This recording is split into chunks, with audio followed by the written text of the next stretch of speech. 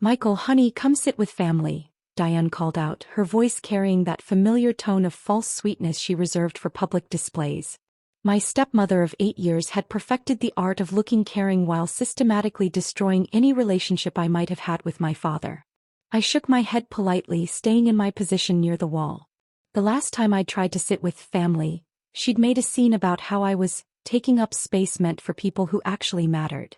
That was Christmas 2 years ago, the last holiday I'd been invited to.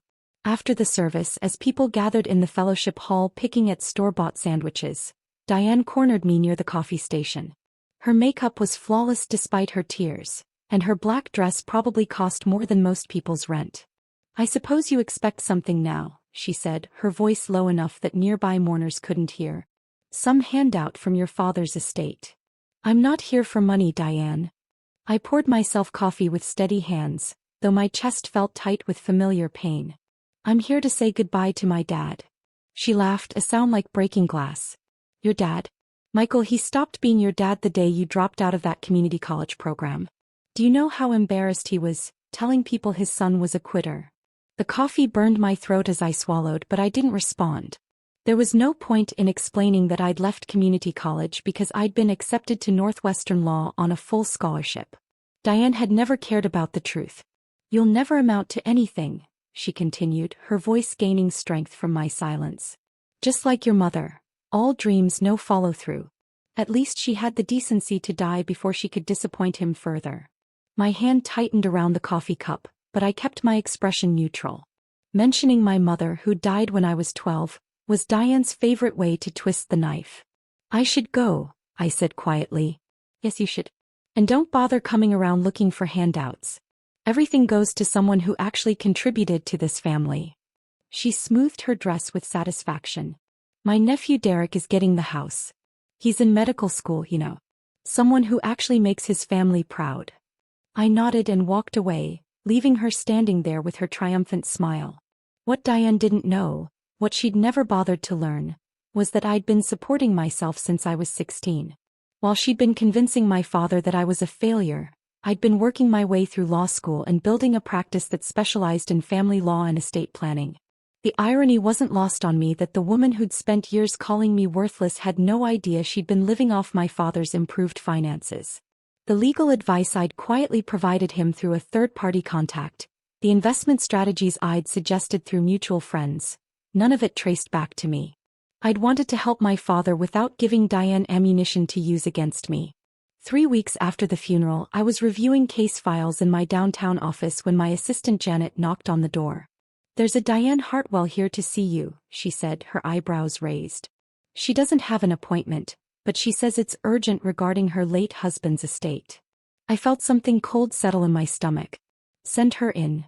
Diane swept into my office like she owned the building, her designer handbag clutched tightly in her manicured hands.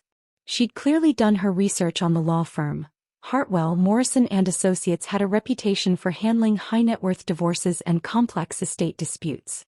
"Mr. Morrison," she said, settling into the chair across from my desk without invitation. "I need the best lawyer in the city and everyone says that's you." I leaned back in my chair, studying her face. She looked older than she had at the funeral, stress evident in the tight lines around her eyes. "What can I help you with, Mrs. Hartwell?" "It's about my late husband's estate. There are some complications." She opened her purse and pulled out a thick folder of documents. "My stepson is contesting the will. He claims there was undue influence, that I manipulated my husband into leaving everything to my nephew instead of him." "I see." I picked up my pen, a Mont Blanc my father had given me for my 16th birthday, back when Diane was still pretending to like me. "And what evidence does your stepson have for these claims?"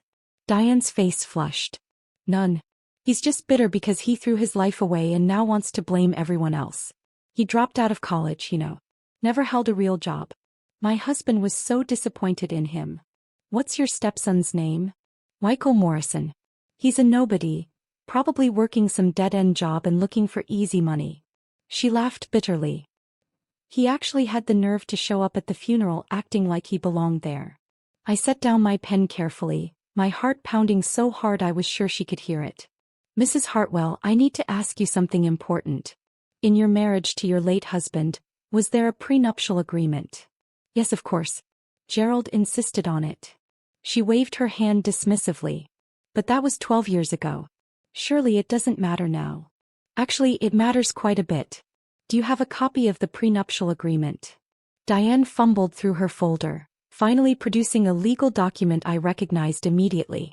I'd helped draft it through an intermediary when my father had confided his concerns about Diane's spending habits to his golf partner, who happened to be my law school mentor.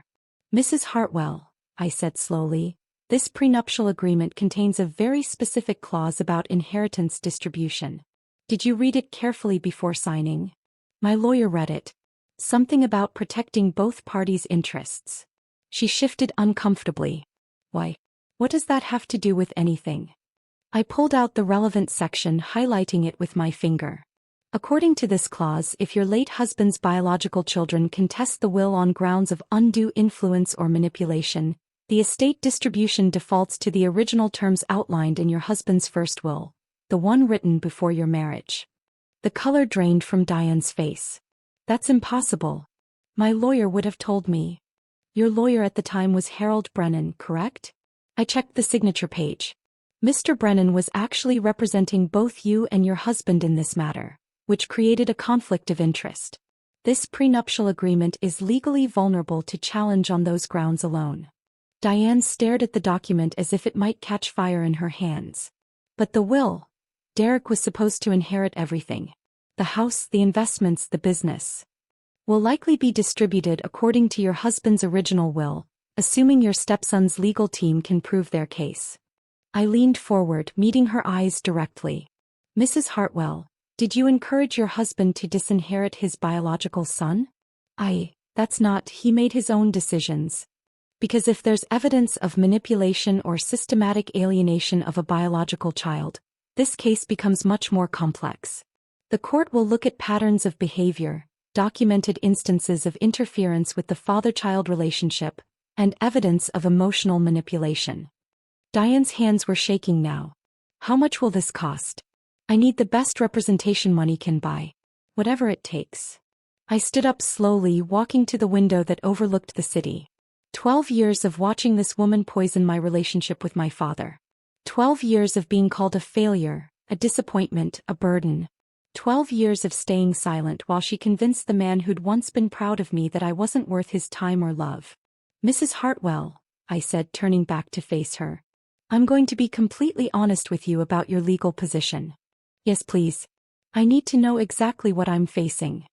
You're facing a case against Michael Morrison, who graduated summa cum laude from Northwestern Law School and has spent the past 8 years building one of the most successful family law practices in the state. I walked back to my desk, picking up a framed photo of my father and me from my high school graduation, the last picture we'd taken together before Diane entered our lives. He specializes in estate disputes involving parental alienation and has never lost a case involving prenuptial agreement challenges. Diane stared at me blankly for a moment, then looked at the nameplate on my desk. Michael Morrison Askew, senior partner. No, she whispered, her face going white. No, that's impossible. You can't be. The community college dropout who never amounted to anything? I sat back down, my voice steady and professional. The disappointment who embarrassed his father? The nobody working a dead-end job. She tried to speak but no words came out. Mrs. Hartwell, I've been practicing law for 8 years.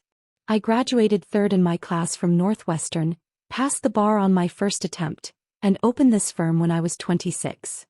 I gestured around my office with its floor-to-ceiling law books and framed degrees.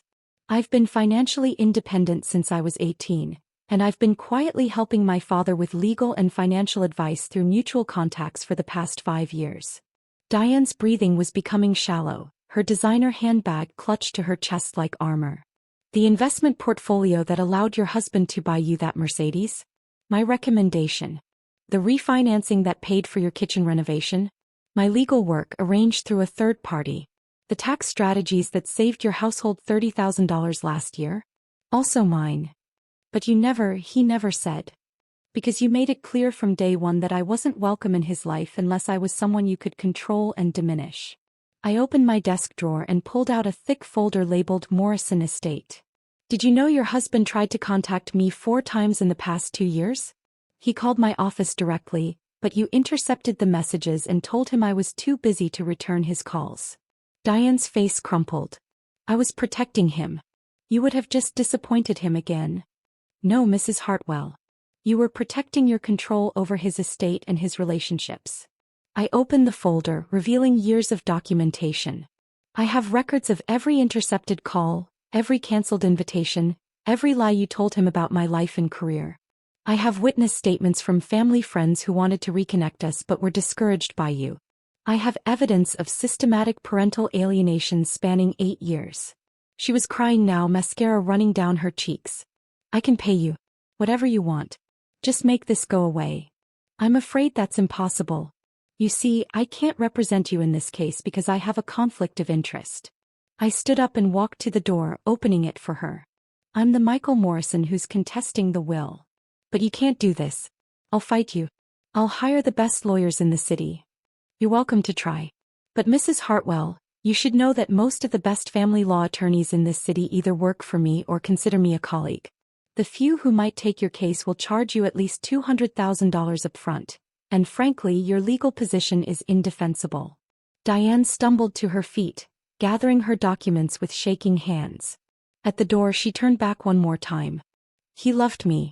Gerald loved me more than he ever loved you. Maybe he did, I said quietly. But love built on lies and manipulation isn't really love, is it? It's just control dressed up as affection. After she left, I sat alone in my office as afternoon sunlight streamed through the windows. On my desk was a letter I'd found among my father's papers. A letter he'd written to me but never sent, dated just 6 months before his death. Michael, I know I haven't been the father you deserved. I let my pride and my fear of admitting mistakes keep us apart. I'm proud of the man you've become even though I had nothing to do with it.